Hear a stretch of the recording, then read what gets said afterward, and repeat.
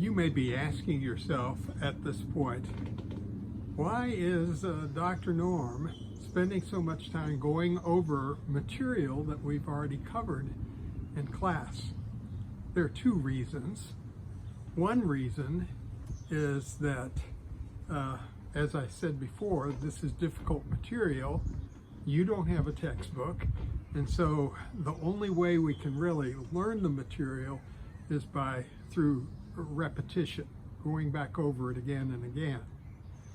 The second reason is that Pastor Vell sent me a video from the first day of class, and I realized, I probably should have realized before, but I realized that you were trying to view this material off a very small screen.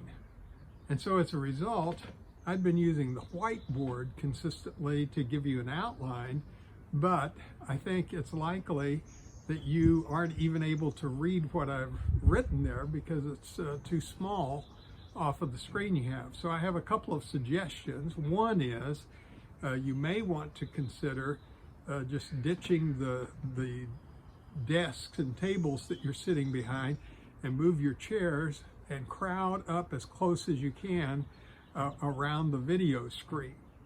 But the second just has to do with what we're doing here. If you can take out the listening guides that we have been using, I'm trying to not use the whiteboard and instead to give you at least the spelling of some of the key words as we go along, and that's why I have done some editing to put in these words and make them large enough that I'm hoping you will be able to see them and know how to spell them.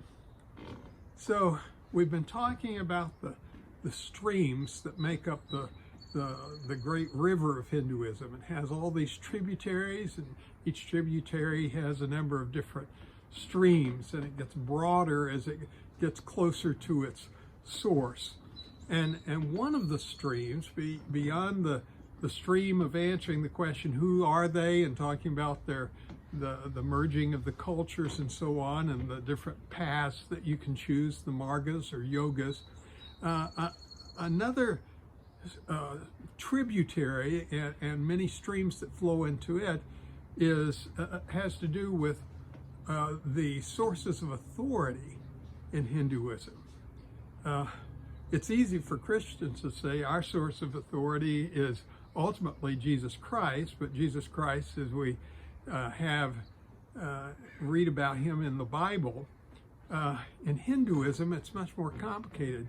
As I told you, one of the Hindu epic poems is many times longer than the entire Bible. So when we talk about the sources of authority, or the sacred writings of Hinduism, we start with the Vedas.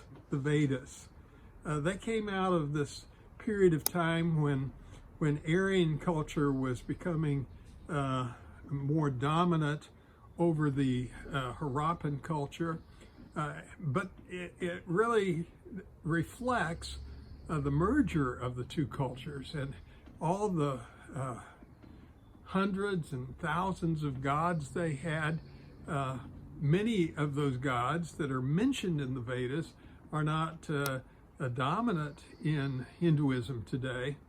Only one of the gods, Shiva, probably goes back beyond the Vedic period to the Harappan culture.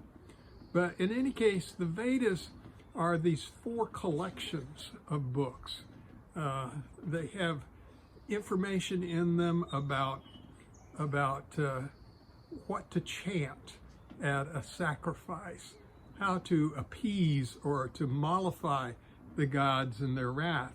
It has music in one of the collections. Another collection is made up of all sorts of charms and things that tell you how to get your way in the world, or how to protect yourself from a snake bite.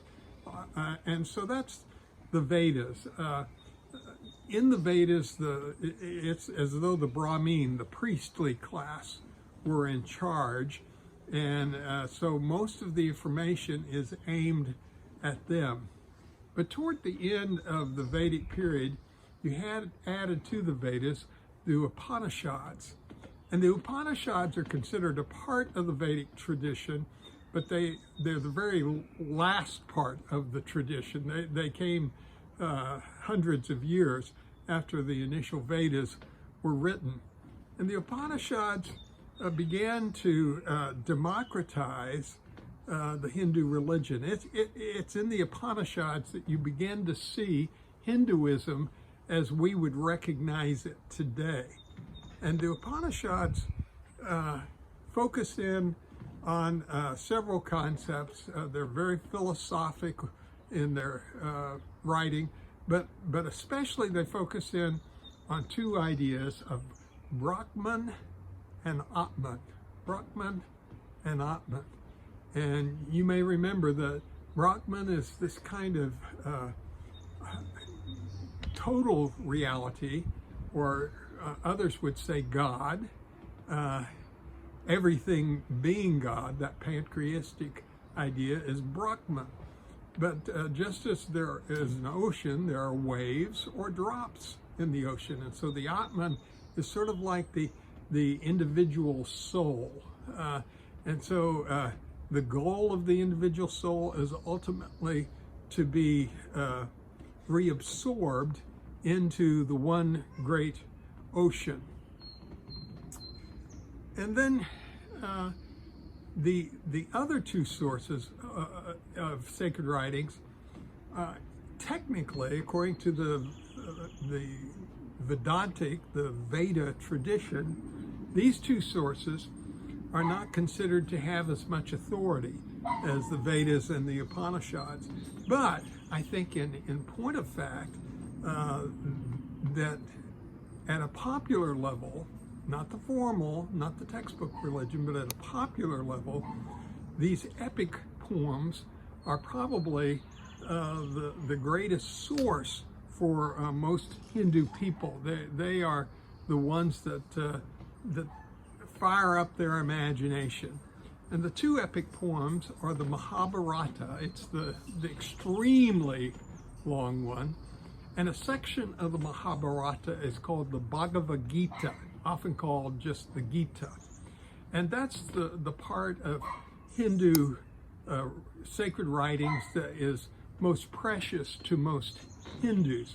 And it tells the story again of Arjuna, the king at the time, and Krishna, who is his charioteer and is an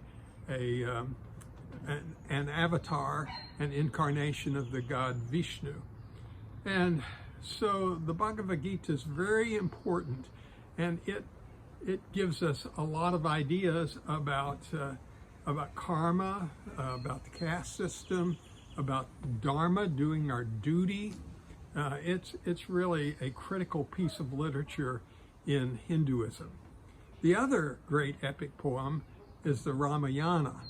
And I should say the Ramayana itself is about the length of the Bible.